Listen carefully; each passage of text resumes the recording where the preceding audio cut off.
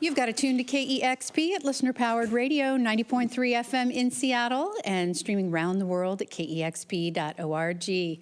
I'm Cheryl Waters. I'm so excited to have St. Vincent live in the studio today. Welcome. Hi, thank you. You played an amazing show at the Moore Theater last night and another show tonight. It must be nice to be in a town more than one day, not have to rush off to the next city. It is really nice. It's like you make a little cozy home for 48 hours. Well, thank you for coming here on your day off. My pleasure. Hopefully this is a cozy home for you. We're always very excited to have you in studio. Thank you very much. I'm glad to be here. And also, I have to say, those of you can't necessarily see it from listening to the radio, but you look like that scene in Willy Wonka right now where the lizards are slithering across the people's, you know what I'm talking about? Because of the reflection, yeah, infinity. Because the reflection of these beautiful lights in this beautiful new studio. I love it. It's very psychedelic. We often have the drummer sitting there. We don't have a drummer for this session. And when I see that visual on our videos, I often think it's like out of the Matrix. Yeah. We're really in a moment here. It's very cool. Well, we coordinated the lights to look great. You look amazing, as you always do. You claimed on the way in here that you're usually in yoga pants and a T-shirt. But boy, whenever I see you in any press or just a candid shot of you walking around town somewhere, you look incredible. Thank you. Bless you. I'd love to have you jump into music, but as long as we are talking about fashion, and I do so love your fashion, is that something that you have always been interested in, even as a kid? Because you really are so creative with what you wear. Thanks. I do. I like it so much, and I liked it as a kid, too. But, you know, that back when I was a kid, it was more like, what can I find at thrift stores and throw together and all that. But it's just another avenue for expression.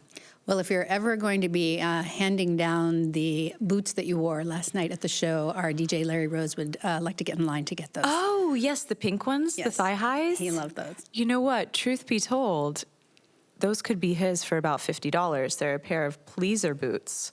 A lot of my new stage wear is things from stripper stores. Great. Well, he's listening right now, Larry. You got that, Larry? You got it? Live here in the Pleaser. KEXP studios with St. Vincent, the new album Mass Seduction, and you're going to be playing songs from that today. What are you starting us off with? I'm going to start off with Los Ageless. Love that one.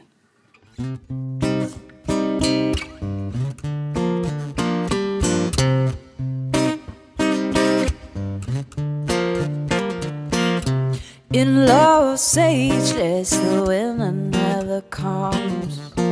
In Los Ageless, the mothers milk their young, but I can keep running, no, I can keep running,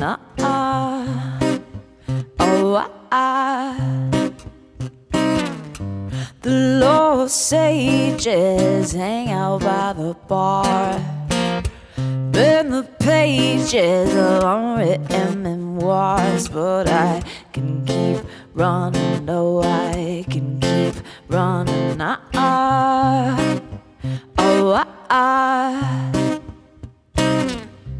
How could anybody have you? How could anybody have you and lose you? How could anybody have you and lose you and not lose their mind too? How could anybody have you? How could anybody have you and lose you?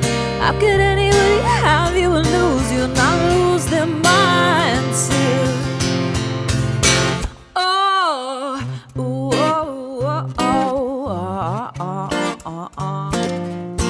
The last days of the sunset superstars, girls in cages playing their guitars, but how can I leave? I just follow the hood of my car.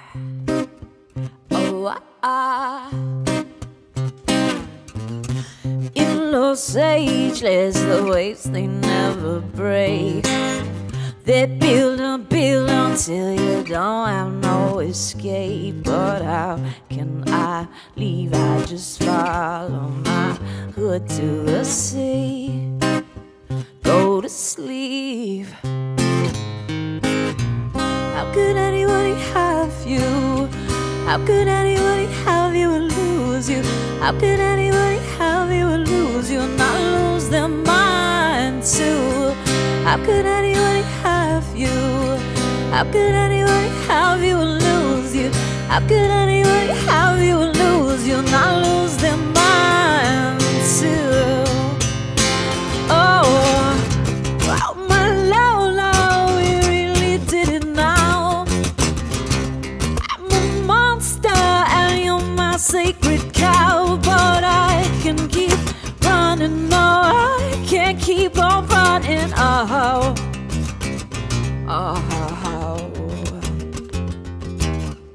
How could anybody have you? How could anybody have you and lose you? How could anybody have you and lose you and not lose their mind too? How could anybody have you? How could anybody have you and lose you? How could anybody have you and lose you and not lose their mind? Oh, how could anybody have you? How could anybody have you and lose you? How could anybody have you and lose you, not lose their mind too? How could anybody have you? How could anybody have you and lose you? How could anybody have you and lose you, not lose their mind? Oh! St. Vincent live on KEXP from the new album Mass Seduction. It's great hearing the songs in these format. Thank you. The coffee shop version. The next song's called New York.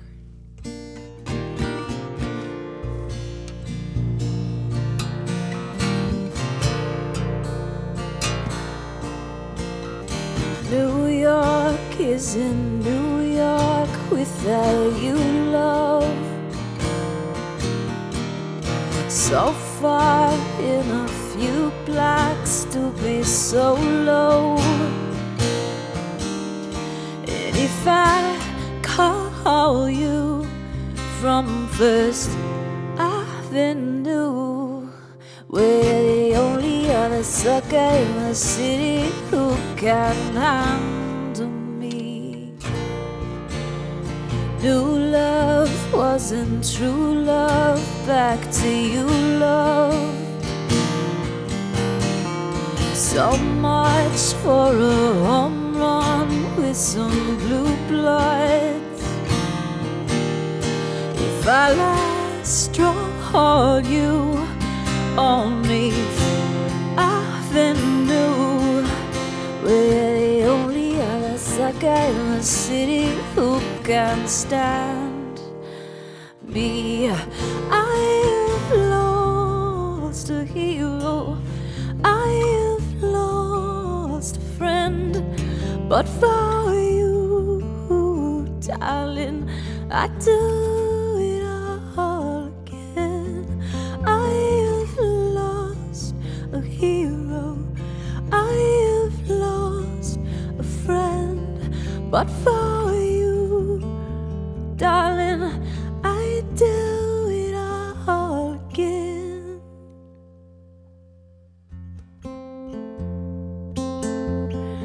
New York isn't New York without you, love. Too few of our old crew left on Astor. So if I trade hard for some Hollywood, we're the only other sucker in the city who would, only other sucker in the city who would, only other sucker in the city who forgive me. I've lost a hero, I've lost a friend, but for you, darling, I do it all again. I've lost a hero, I've lost a friend, but for you, darling, I do it all again.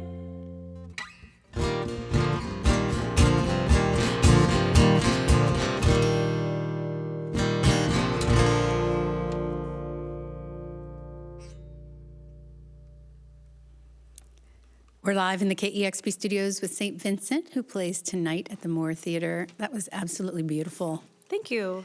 I mentioned how lovely it is to hear you playing these songs acoustically, and of course the album is big and full of all kinds of sounds. And I read somewhere that you wrote that song specifically on guitar.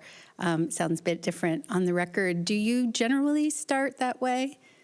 No, I'm all over the place. Sometimes I'll go to an MPC and make a beat, and sometimes I'll have lyrics written top to bottom and then go, okay, what do these lyrics sound like? And then sometimes it is that kind of more organic, what you think of as a like classic singer-songwriter process where you're sitting down with a guitar and, you know, a pen and your feelings.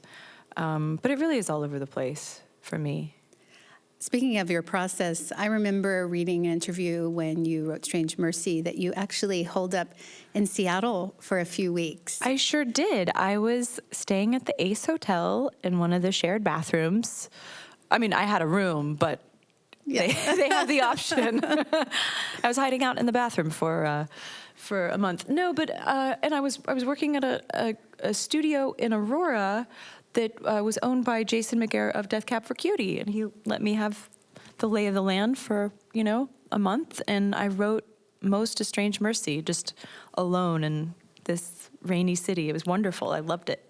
I ask because that sounds like a very solitary process, very peaceful, very productive, and makes me curious if that's a space you create for yourself to begin each record. Yeah, I mean, I think that there's a certain amount of writing that can only come from a very monastic place. Like when I was writing this record from about March of 2017 to August of 2017, I was in what I was calling like monastic fantastic, where I was just like sober, celibate, writing every moment of every day, just like crazy manic focus, to finish this record. And it was really helpful, and it was really wonderful to kind of put every distraction away and just be able to kind of go to the more meditative, the deeper places that you can only go when you have some quiet and really carve out the space. It's like you're drawing all the ideas from your life, but at some point you say, that's it, no more input. Exactly. Now I'm just going to synthesize it all. Yeah, everybody get away from me. I've got a job to do. You won a Grammy for your gorgeous last album, St. Vincent. Congratulations. Thank you. Well deserved. And I imagine that you're always wanting to push yourself into new territory, to explore new things. And so how did you prepare for this new record, Mass Seduction? Well, I felt like I had gone a lot of places in the records I'd done before. You know, I felt like I had kind of explored like the muso thing and the orchestrating and the arranging to death almost, and I just wanted to go to I wanted to write songs that just went straight to the heart and go as far as I could at the time emotionally. It's very first person. It's very I mean, every record is very personal, but this one is more overtly and obviously so. So that's where I wanted to go, just to the heart. Do you then have to figure out how you're going to perform those songs and talk about them in interviews like this when they're that personal? A little bit. I mean, I think that the thing, though, that I keep in mind is that, I mean, once a record is done for me, it's not for me anymore. It's for everybody else. And I truly, truly encourage anyone's interpretation of a song. However, what the best songs do, you know, is like the verses are for you, the chorus is for everybody else. It's like you leave enough room for people to see themselves, put themselves into it, and, you know, live in the songs, walk around in them. And that's how people can really connect to the music. And you help them create somewhat of an image through some really fun artwork and aesthetic. It seems like you've really had a lot of fun with the promotion and the aesthetic of this album. Can you talk a little bit about that? I did. You know, the last record I did, the self-titled record, the archetype I was playing with was like near future cult leader. And it was very fun, but it was also very like cold, and there was like postmodern choreography, and it was sort of angular and austere. And this record, I think because, again, just because there was so much more kind of heart in it, I was able to have, and the archetype was like dominatrix at the mental institution, as far as like the aesthetic and the bold colors. I was able to just have a lot of fun with it. So I made these like faux interview questions in front of a green screen that I wrote with my friend Carrie Brownstein from Portlandia. And, the show is pretty bonkers. And I built a pink room to do press in and made journalists like crawl through a tiny door. I had fun with it, It does sound like a lot of fun. You didn't have to climb through any doors, though. I did not. You just walked through a normal-sized door. We're in kind of a beautiful pink room right now. Speaking of film, you have made a foray into film over the last year or so. Tell us a little bit about that. I'm excited about that side of your work. Yeah, thank you. About Sundance last year, I kind of premiered this film, a short horror film, as part of, it's called The XX, and it was an anthology of female horror directors. And I'd gotten asked, I don't know why, if I wanted to direct a horror film. And I said, absolutely, that sounds like so much fun. And then I just really fell in love with doing it. And so I've been pursuing other projects, and I'm working on now to direct a modern adaptation of Oscar Wilde's A Picture of Dorian Gray with a female protagonist. And it is written by this incredible bonkers screenwriter named David Burke, who wrote this French film called Elle, which if you haven't seen, go see it. It's not for the faint of heart, so like maybe if you're under 6, don't see it, but I saw Basic Instinct at 7, so that's why I'm putting 6 as the sort of the bar there. But yeah, I'm so excited to do that. It's just another way to collaborate with people and make things, which is my favorite thing to do. I'm excited to see it as well. You have your acoustic guitar today, but I can play a few songs around a campfire, but I'm not the virtuoso that you are, anything close in guitar. But I know that you created a guitar, and I compare my guitar playing because I don't know exactly what that means. It seems like an amazing opportunity, and I'm curious what that is like, how that happens, and what kind of input that you have. And I heard that you used your signature guitar on your entire album. I did, yeah. So I made a guitar, the St. Vincent Signature Series guitar, with Ernie Ball, which is a great guitar company. It happened because they invited me up to the factory, and because I'd been playing one of their guitars for a while and loved it. And they invited me up to the factory in San Luis Obispo, California, and it's a family company. I met the whole team. I met everybody who worked at the factory. It's a living wage company. It's like they do a good job there with treating people well. And anyway, I decided, I just sort of sketched this thing that I was hoping would be like lightweight, specifically ergonomic, and like a tone monster, like very tone flexible guitar. And that the sketch that I did that day on the first meeting was more or less like what the guitar ended up being. It was a really like a good template. And what does it mean to design a guitar? I mean, it means like, okay, what's the pickup configuration? What are the pickups in it? It has a whammy bar, so you can do like super dive bomby stuff. Tell me if this is like too nerdy and really boring. I'm super fascinated. But I wanted it to be lightweight because I'm a small person, and I play a lot of shows and I stand a lot with a guitar, so I just didn't. There are some guitars that play really well, but they're almost like the weight of them makes them prohibitive. And what else? Yeah. It sounds fun both for you and for them. Oh, I had the best time, and they're great people and a great family and everything. And it comes in all kinds of colors. So many colors. Yeah.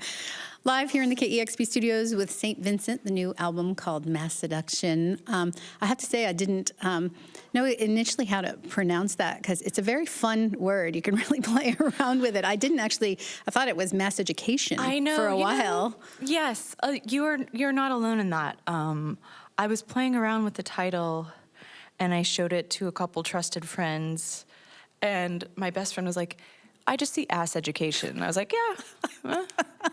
I mean, that's kind of more accurate, frankly. But yes, you're not alone in thinking it's mass education, but it's mass seduction. We'll play on words. And then after mass education, I was saying mass adduction, like deducing. So you really can go in a lot of areas with this, but it is a very seductive record. Thank you. So happy to have you here today playing songs from it. What have you got next? I've got a song called Slow Disco. This is St. Vincent live on KEXP.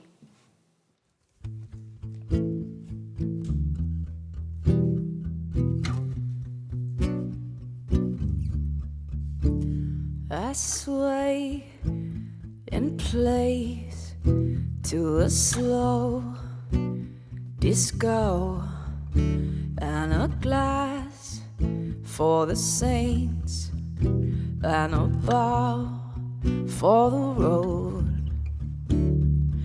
Am I thinking what everybody's thinking? And I'm so glad I came, but I can't wait to leave. Slip my hand from your hand, leave you dancing with a ghost. Slip my hand from your hand, leave you dancing with a ghost. There's blood in my ears, I'm a fool in the mirror, and the bay of mistakes couldn't get any clearer. Am I thinking what everybody's thinking? And I'm so glad I came, but I can't wait to leave. Slip my hand from your hand, leave you dancing with a ghost. Slip my hand from your hand, leave you dancing with a ghost. But don't it be the slow dance to death? Don't it be the slow dance to death?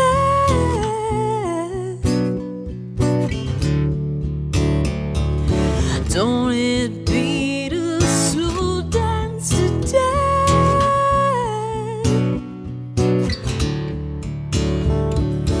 Don't it be the slow dance to death?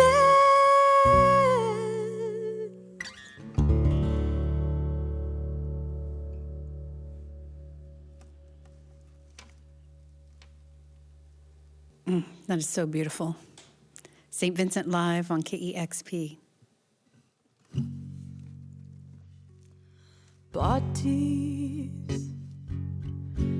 can't you see what everybody wants from you?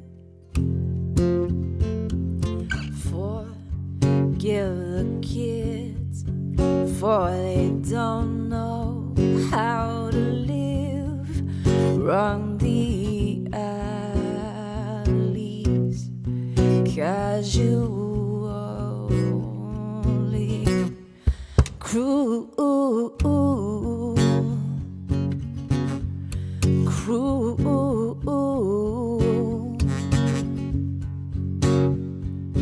Bodies, can't you see what everybody wants from you?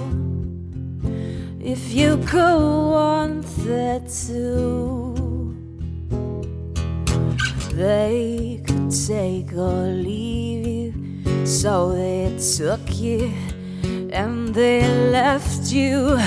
How can they be casual?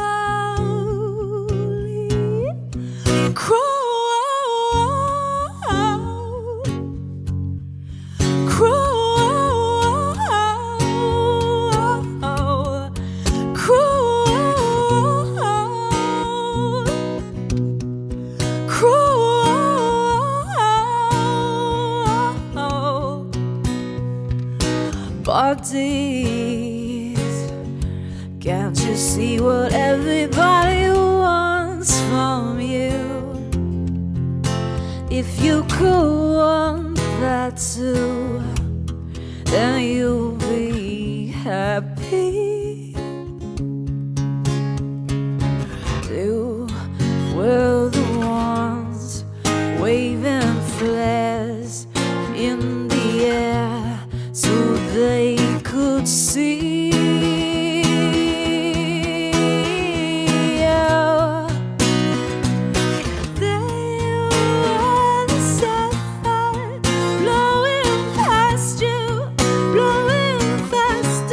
So they can see.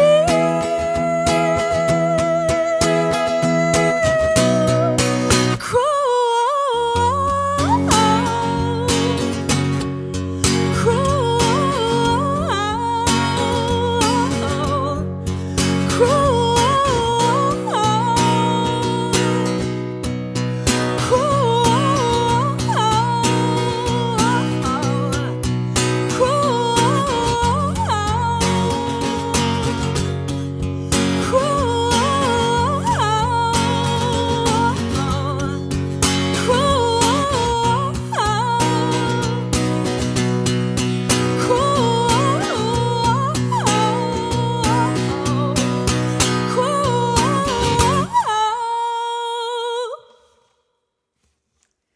St. Vincent live on KEXP, playing songs from the new album Mass Seduction. Wow, that was amazing. Thank you so much. Thank you for having me, KEXP. It's always a pleasure. Please always come back. Thank you. And another opportunity, St. Vincent here in Seattle tonight at the Moore Theater with Tuck and Patty.